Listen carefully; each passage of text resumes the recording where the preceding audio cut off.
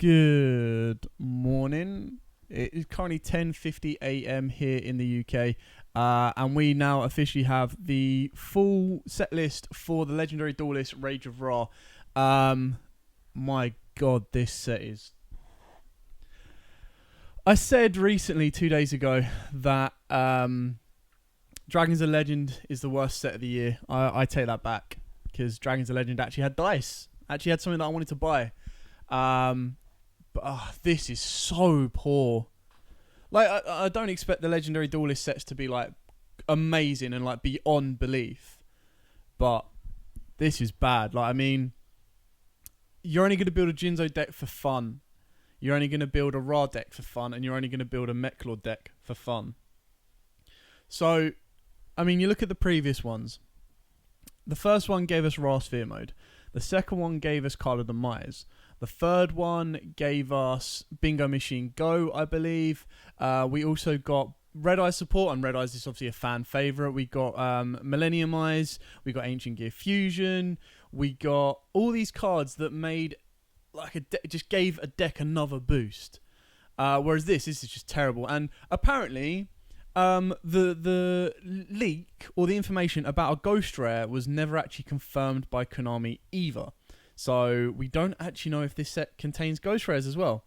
In all honesty, if it doesn't, clearly the dog agrees with me. If it doesn't contain a Ghost Rare, then, you know, even worse. I know they're outside, but I'm talking, can you keep it stum? Right.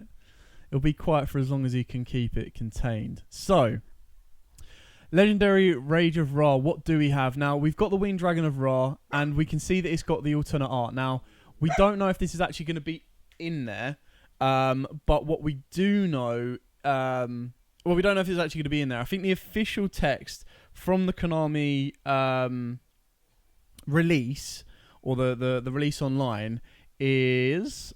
I need to find it. So the EU product basically says as follows. Yugi's final foe in the Battle Cities tournament was none other than Marek Ishtar himself, leader of the Rare Hunters and master of the Winged Dragon of Ra.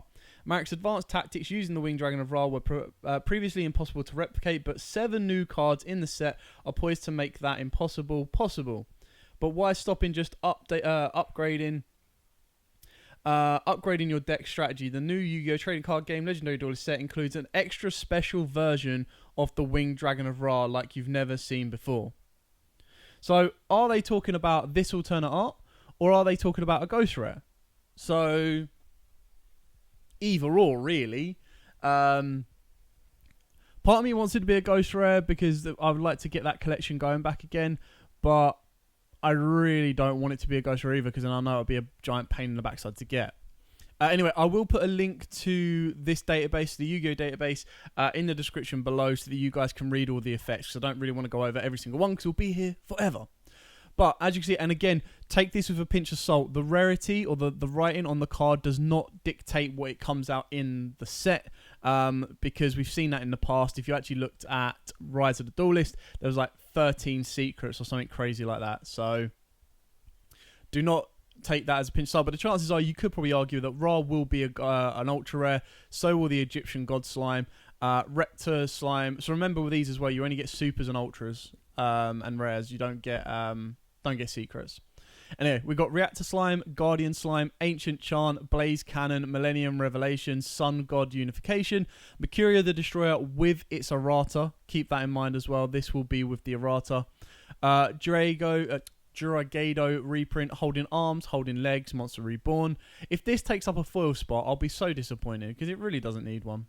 The True Name, that's a nice reprint to put into Dark Magician's Left Arm, offering another nice reprint. Metal Reflect Slime, Mechlord Astro Dragon, Mechlord Emperor Weasel, Mechlord Nudis Infinite Core, Army Deployer, Mechlord Assemble, Mechlord Deflection, Mechlord Astro, Mechlord Emperor Weasel, Mechlord Emperor Granule, Skill... all the Mechlords, alright, that's what I'm going to say. Now, this set, personally, for Joe, is amazing, because Joe plays all of these decks, so he'll be buzzed to get this, but I just think that it's... all of these shouldn't be in one set. Like, they should have been split across for, like, sales purposes, because right now, there's nothing in here, even if they put the Ghost Rays, making me go, oh, I'm going to go buy loads of boxes. I kind of want to play Jinzo, but even then, the Jinzo cards don't make it playable. They don't make them like consistent. Like, there's no card that's literally like bring out a Jinzo, double up Jinzos, get into the Jinzo XYZ. There's nothing in this set that makes me go, cool, I can get the Dragons of Legend Jinzo promo and I'm gonna build Jinzo. Like, at least in the past, if you got Bingo Machine Go, you actually gave a boost to your Blue Eyes Chaos Max build or give you a consistency boost.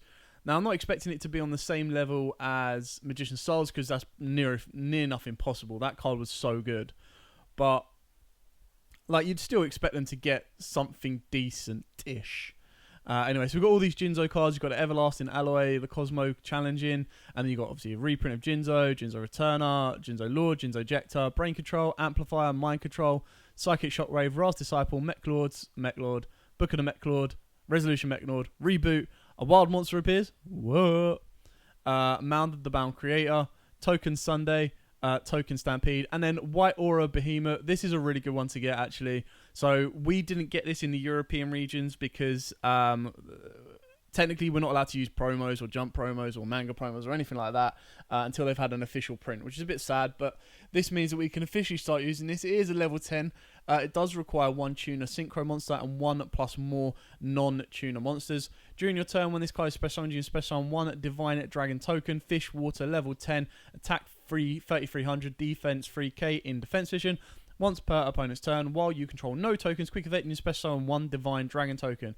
If this card you control is destroyed by an opponent's card effect and sent to graveyard, while you control a token, you can special summon this card in defense position. So basically, you have to get rid of the token twice, technically, because if you get rid of the first one, it's a quick event, it'll just bring back another token. So you have to get rid of the tokens first if you don't want this White Aura Behemoth like floating. It's still a level 10 synchro, so it's always going to be a pain in the backside to kind of get out. But kind of go from there. I love this one, Token Stampede. All tokens in the tap position gain 1,000 attack. Also, they can't be destroyed by battle. So imagine like Scapegoat 3. Just go, cool, Scapegoat, and then put everything in attack mode. Yeah, like, to me, it's an okay, like, no, it's not an okay set, I'll lie. I want to build the Jinzo, I think, for a bit of fun. I'm not really too fussed about Ra, and I'm not really too fussed about the Mech Lords, me personally. Now, Joe wants to build all 3 of them. So, as we've seen in the past, with sets like this, they don't get bought in, like, high values. Oh, sorry. They don't get bought in high quantities from an individual. And the issue with that is, with a set like this, unless there is a Ghost Rare in here, and even then, it's still going to be limited to the collectors for said card. What it does is it means that the supers and the ultras are going to be worth a hell of a lot more than they actually should be, because not a lot of the product has actually been purchased. So it's a very, very weird set. And anyway, this was just going to be a quick live stream to kind of talk about this. We have had other leaks throughout the week. So we've got new Wind Witch cards. We've got new Fable cards as well. But I thought I'd try and make it one big video rather than loads of little ones. I mean, I completely understand if you're a collector, if you're an old school anime fan. I just feel that of all the legendary duelists we've received, this is kind of the weakest in the sense of, you know, you look at a Dusted Gold, that gave Heroes a 1-card discard into an OTK play. You look at Liquid, it was able to revive. Sunriser was able to. It gave the deck more competitive value. Whereas what this should have done, or what this probably would have been the best goal to do, is you needed to take these decks that weren't competitive, weren't playable on their own, and I don't think it's done that. I think it's just missed out. New Ice Barrier cards got revealed this morning as well. Yes, very true. The new Trish is quite cool. Exactly the same as the old Trish, but you just manage 3 cards your opponent controls non-target, which is really nice. And then there was like a couple of other cards that were a bit meh. So nothing too great in that one. We're still also waiting on the ban list, but to be totally honest, I'm not overly sold on this set. So yeah, if it is a Ghost Rare, I'll be interested to see what it is, but kind of go from there. Sylvians, Justin as well. Sylvians beat Cyber Angels 8,092 votes to 6,793. So it looks like the next round is going to be Dino Mist versus Light Swans. So we'll see how big that gulf in voting kind of goes. Yeah, so that is it, ladies and gentlemen. Like I said, I'll put the link in the description of the video once this goes out, so you can go and read all of the effects yourself if you're not aware of these. But other than that, you know, short, sweet, simple video. Thank you so much for watching. Like, comment, subscribe, share, stay safe, and as absolutely always, guys, happy dueling.